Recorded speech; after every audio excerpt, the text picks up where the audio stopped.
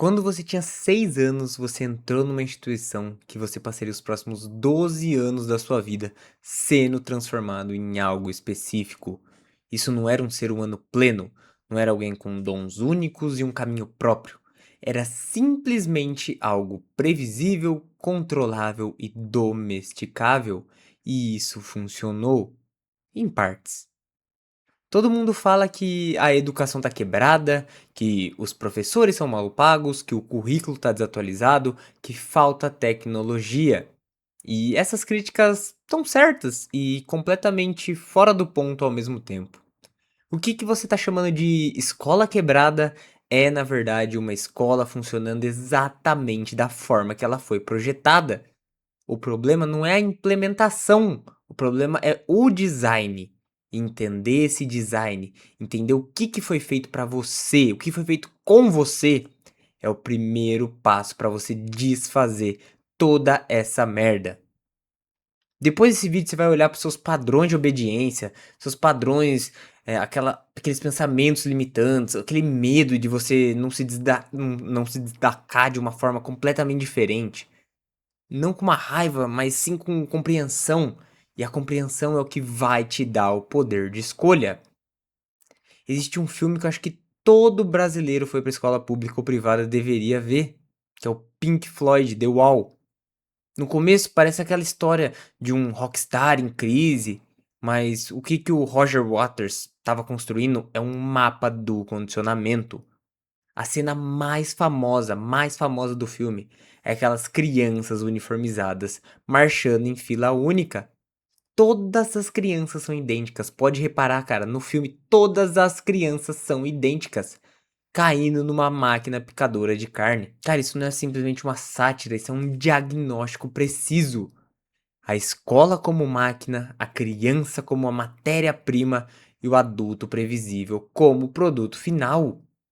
Nietzsche, um século antes do Pink Floyd, tinha um nome pro produto: o último homem. O ser que tá confortável demais para querer mais, que pisca e diz: Nós inventamos a felicidade. Aquele que suprimiu tudo e qualquer coisa que perturbasse a ordem natural. Cara, deixa o like aqui se você já se questionou alguma coisa do que te ensinaram, cara. Se inscreve aqui também, por favor. Cara, antes de continuar, eu tenho que ser 100% preciso sobre o que eu tô dizendo. Eu não tô dizendo que todo professor foi um agente consciente de controle e tudo parte de um plano maior de manipulação. Não! A maioria dos professores genuinamente amava ensinar. Eu não tô dizendo que você não aprendeu nada útil na escola. Cara, você aprendeu a ler, você aprendeu a calcular, a raciocinar de forma que realmente importa. Mas o que eu estou dizendo é mais específico. O sistema que contém esses professores e esse conteúdo foi todo estruturado, histórica e funcionalmente, para produzir um tipo de ser humano e não outro. Você foi moldado por esse sistema durante os anos mais plásticos do seu cérebro, os anos em que o cérebro aprende quem você realmente é. Pensa numa situação que você provavelmente viveu. Você estava na aula, tinha uma ideia diferente, uma perspectiva que não era do livro. Você falou, tentou falar e ou aconteceu uma das duas coisas. Você foi corrigido imediatamente, você foi ignorado, ou sei lá, seus colegas te ridicularizaram, o professor deu uma resposta que acabou com o assunto ali antes mesmo de terminar, antes mesmo de começar, perdão. Cara, naquele momento, você, criança, aprendeu algo. Não é sobre o conteúdo da aula, é sobre o que acontece quando você pensa diferente. Quando você pensa numa segunda situação, você era bom em algo que não estava no currículo. Artes, música, esporte, invenção, contar história, enfim, que seja. Cara, mas aí chegou lá um adulto bem intencionado e disse: Bom, isso é legal, mas isso não vai te sustentar, isso não vai botar o dinheiro na sua mesa. Você guardou aquilo, cara. Não só a frase, mas o julgamento embaixo dela. Meu dom natural, sei lá, não tem nenhum valor na sociedade, eu não vou ganhar dinheiro com isso, eu vou passar fome, eu vou morrer embaixo da ponte, porque eu gosto de artes. Cara, o que gera essas situações emocionalmente é uma combinação específica. A vergonha de se destacar, o medo de você pensar diferente e aquela desconexão com o próprio talento. Cara, e a crença que fica instalada é uma das terríveis, uma das piores que eu conheço. Ficar na média é seguro, não se destacar te protege. Meu papel é, sei lá, produzir o que me pedem e não ficar criando coisas porque eu quero. Cara, essa crença não é sua, ela foi instalada sistematicamente e ela cobra um preço invisível que vai acumulando ao longo da vida. Eles não precisavam te ensinar a ser medíocre, cara. Bastou eles te punirem toda santa vez que você tentou ser mais, toda santa vez que você tentou evoluir. O custo invisível de carregar isso, cara, é muito específico. Você tem aquelas capacidades que você nunca desenvolveu, porque você simplesmente aprendeu que não valia a pena. Você tem uma voz, cara, que foi silenciada toda vez que saía fora do padrão. Você tem aquele ritmo próprio que foi substituído pelo sino que toca a cada 50 minutos, uma hora, que seja. Quando você sai da escola, a vida vai lá e te pede essa originalidade. Ela pede com que você crie, ela pede com que você lidere, ela pede tudo isso. Você pensa fora da caixa. E aí vai lá, você trava. Não é porque você não tem capacidade, mas porque o sistema te destreinou. Ele treinou você a não confiar na sua própria cognição. A escola não te ensinou a pensar diferente, ela te ensinou a responder certo. São coisas completamente diferentes. Cara, em 1762, o filósofo Jean-Jacques Rousseau, ele publicou um livro chamado Emílio, ou Da Educação, enfim, que seja. Ele propôs algo muito radical para a época.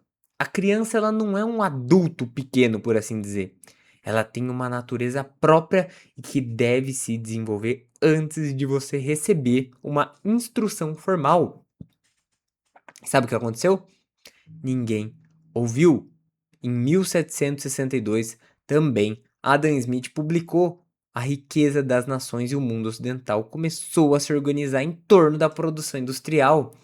E a produção industrial precisava de trabalhadores, aqueles trabalhadores que aparecessem sempre no mesmo horário, fizessem o que era pedido e repetissem todo o processo sem questionar.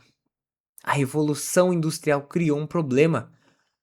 Como escalar esse trabalhador? E a resposta foi basicamente a escola que a gente conhece hoje. Cara, a Prússia tinha criado uma escola obrigatória por uma razão específica: produzir soldados obedientes e trabalhadores previsíveis. Esse modelo, cara, se espalhou no mundo ocidental inteiro e é o modelo que chegou até você. Cara, todas as escolas do mundo têm a mesma hierarquia de disciplina. No topo, matemática e línguas, e no meio, ciências. No fundo, artes. Arte está no fundo, cara. Sabe o que é mais perturbador ainda? Todas as escolas do mundo têm a mesma hierarquia, independente da cultura, de religião ou de ideologia política que seja. Sabe por quê? Porque todas elas foram moldadas pelo mesmo paradigma. A educação industrial, que é o que valoriza o que é reprodutível, mensurável e, sei lá, útil para a economia de trabalho. E ela desvaloriza sistematicamente tudo que é individual, tudo que é criativo e tudo que é intuitivo. Se você cresce ouvindo que vai errar, você vai ter fobia de errar. Se você tem fobia de errar, você nunca vai criar nada original. A escola não é só uma instituição que ensina mal, a escola é uma instituição que ensina uma coisa específica acima de todas. Que aprender significa você ser um especialista externo certificado, que você não sabe o que precisa saber, que o conhecimento vem de fora e nunca de dentro, que você precisa, sei lá, de autorização para você aprender, para crescer ou para você simplesmente saber. Cara, essa crença de eu preciso de autorização é uma das mais devastadoras que um sistema pode instalar. Isso cria dependência estrutural. Cara, isso cria dependência estrutural. Você para de confiar em você mesmo. Você para de, sei lá, se questionar como fonte de conhecimento primária. Você para de seguir a sua própria curiosidade como guia. Você espera, cara. Você espera que alguém, sei lá, simplesmente diga que você tá pronto. Mas sabe de uma coisa? Esse alguém nunca chega, nunca, nunca, nunca. Porque o sistema não tem interesse em te dar essa emancipação, em te deixar autossuficiente. Cara, o Nietzsche foi, além de tudo, sei lá, ele descreveu que o último homem, ele é o produto final do nivelamento. Ele é confortável, tá satisfeito e não tem grandes desejos nem medos. Ele trabalha porque deve, descansa porque pode, não cria nada que perturba, não questiona o suficiente pra ameaçar. Você tem noção disso, cara? A mediocridade ela não é imposta, sei lá, pela força. Ela é desejada pela maioria, porque ela é confortável. E o sistema sabe disso, é óbvio que ele sabe. Por isso você não precisa forçar. Você só precisa meio que recompensar quem tá ali e punir quem sai. É simples. Mas aqui que tá o paradoxo de tudo. A modernidade ela construiu um sistema que produz mediocridade e depois pune quem é medíocre. Você foi treinado para ser um bom empregado, um bom estudante, um bom trabalhador, e agora o mercado diz para você que você precisa ser empreendedor, criativo, disruptivo e inovador. O mesmo sistema que suprimiu a sua originalidade, agora ele exige originalidade, cara. O mesmo sistema que puniu o seu erro, agora tá falando que falhar rápido é virtude. Você cresceu numa máquina que produziu conformidade. E agora essa máquina precisa que você destrua isso. Cara, isso não é ironia, isso aqui é pura exploração. Entender isso vai te tirar da posição de vítima e vai te colocar na posição de quem sabe contra o que tá lidando. Cara, deixa eu te apresentar uma coisa que eu chamo de o sistema de condicionamento. São as 4 camadas que foram colocadas em você. Camada um, ela é a supressão da curiosidade natural. Por exemplo, você pega uma criança, elas são naturalmente curiosas. Elas ficam fazendo aquelas perguntas o tempo todo, questionam o óbvio, enfim. Cara, a escola, ela responde essa curiosidade com um currículo fixo, que não pode meio que ser interrompido fora do que foi planejado ali. Sabe qual que é o resultado disso? Você aprende que a sua curiosidade natural, ela é inconveniente e você aprende a suprimir ela. A camada 2 é a externalização do padrão. Você nunca vai aprender a avaliar o seu próprio trabalho. Você aprende a esperar a avaliação de fora, a nota, o comentário do professor, a aprovação, enfim. Cara, sabe qual que é o resultado disso? Você perde a capacidade de saber por você mesmo se alguma coisa é bom. Sabe por quê? Porque você sempre vai precisar dessa validação externa. Camada 3, cara. Eu chamo de a punição da diferença. Qualquer coisa que destoe, tem um ritmo diferente, uma forma diferente de aprender, um interesse, enfim, que seja, isso é tratado como um problema que precisa ser corrigido. Sabe qual é o resultado disso? Você aprende que diferença, ser diferente, é algo que traz muitos riscos, que o lugar seguro é a média. E a camada 4 é a desvalorização do processo. Só o resultado importa. A nota, a aprovação, o diploma, o processo de descoberta, de erro de experimentação é visto como simplesmente perca de tempo. Sabe qual é o resultado? Você perde a capacidade de apreciar o caminho. Você quer o atalho. Quantas vezes você não vê um vendedor de curso falando que você vai ficar rico em uma semana? Quantas vezes isso não é tentador? A maioria das pessoas cai nisso, a maioria das pessoas apostam no tigrinho. Sabe por quê? Porque elas querem o atalho, elas não querem o caminho. Porque elas aprenderam que o caminho não tem valor. Simples. Mas deixa eu trazer isso aqui para uma situação mais concreta que talvez você conheça. Vamos lá. Vamos supor um homem que não consegue começar sem saber que vai dar certo. Cara, ele vai lá, ele pesquisa, ele planeja, ele prepara, mas ele não começa enquanto não tiver certeza suficiente. E sabe de uma coisa? Ele nunca vai começar porque a certeza nunca vai vir, não na quantidade que ele precisa. O que tá acontecendo? Camada 3, cara, punição do erro. A punição do erro tá operando. Ele aprendeu que basicamente errar em público é desonroso, é algo a se envergonhar. Ele quer tentar, mas simplesmente não consegue, cara. Sabe o que muda quando você entende isso? Sabe?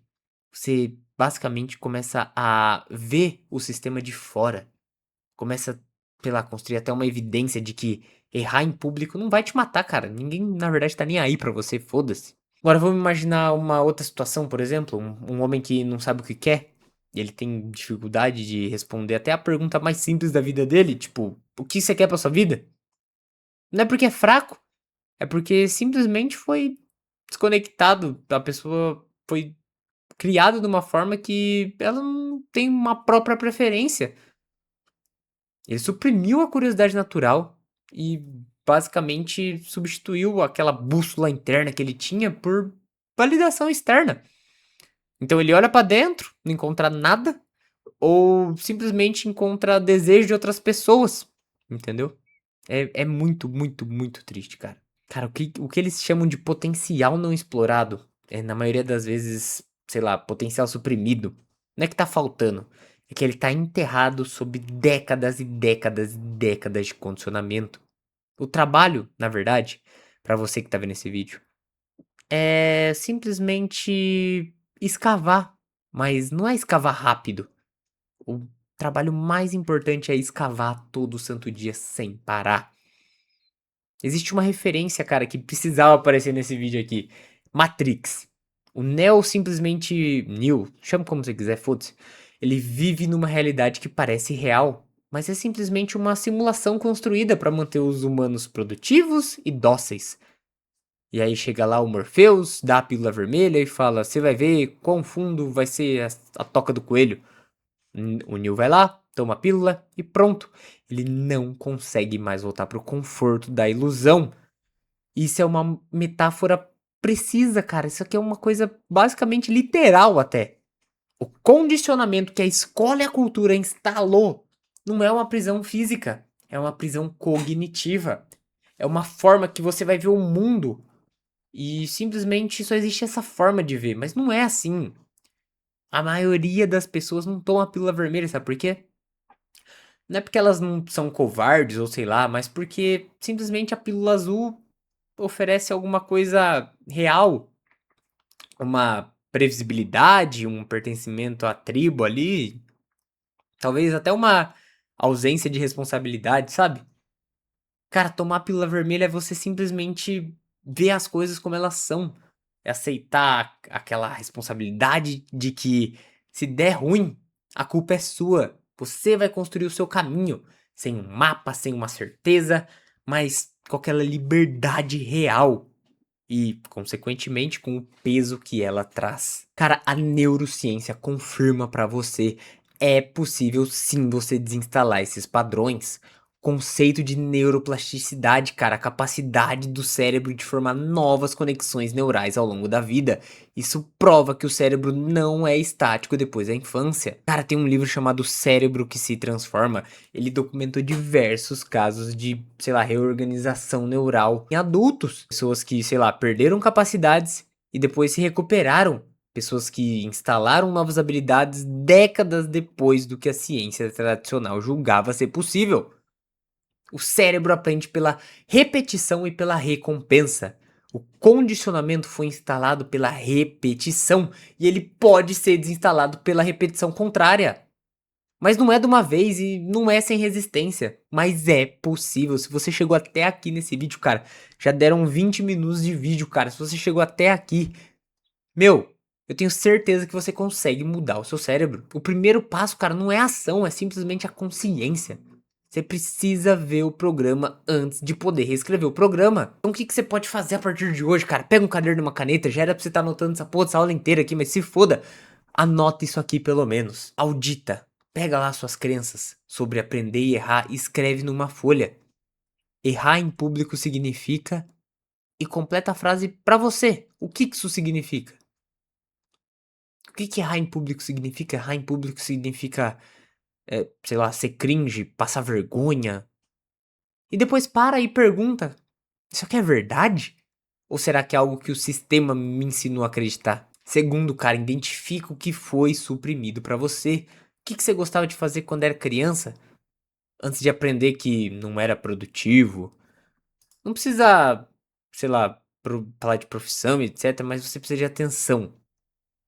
Porque a reconexão com o que foi suprimido é a reconexão com a sua natureza. Terceiro, cara, pratica avaliação interna, pratica aquele autoconhecimento. Antes de você buscar a opinião de fora sobre qualquer coisa que você fizer, um trabalho, um artigo publicado, um vídeo no YouTube, enfim. Cara, faz a sua própria avaliação. que você acha disso? O que tá bom? O que você pode melhorar? Cara, isso aqui muda todo o seu padrão interno. Tudo. Isso aqui vai remover completamente esse sistema nojento dentro de você. E quarto, cara, escolha um caminho longo. Qualquer projeto, habilidade ou prática vem com o tempo. Vai demorar meses, vai demorar anos. Comprometa-se com o processo e não com o resultado. Você está reinstalando a paciência que o sistema basicamente destruiu. Cara, eu quero ser honesto sobre uma coisa com você. Esse vídeo aqui pode soar como, não é culpa sua, é do sistema. Tudo bem, eu entendo o risco disso e tô gravando aqui mesmo e foda-se. Isso pode virar completamente uma desculpa. Mas a intenção não é essa, a intenção é totalmente o oposto disso. Quando você entende que o condicionamento foi externo, quando você vê de onde veio, você deixa de gastar energia se culpando pelo resultado do condicionamento. Você pode direcionar essa energia pro trabalho real do descondicionamento. Não sei se essa palavra existe, enfim. Cara, a responsabilidade não vai sumir, ela vai aumentar. Sabe por quê? Porque você sabe que não era destino, cara. Você tava sendo um gado, você tava sendo um rebanho ali. Entendeu? E o rebanho pode fugir, o rebanho pode se rebelar, ok? Enfim, no próximo vídeo eu vou entrar em algo que vai complementar isso, tá? Que é sobre a intuição, enfim, e como você pode recuperar ela, tá? Bom, se esse vídeo acordou alguma coisa em você, me conta nos comentários aqui, por favor. Me conta aqui também qual as 4 camadas você mais reconhece. Enfim, uma palavra já ajuda, tá? Você chegou até aqui é porque você sabe que você pode mais, cara. Apesar de tudo que já aconteceu, apesar de toda essa reprogramação mental horrorosa que fizeram em você, cara, eu tenho certeza que você consegue mais, tá bom? Deixa o like, se inscreve, ativa o sino e é isso. Um beijo, um abraço e até a próxima.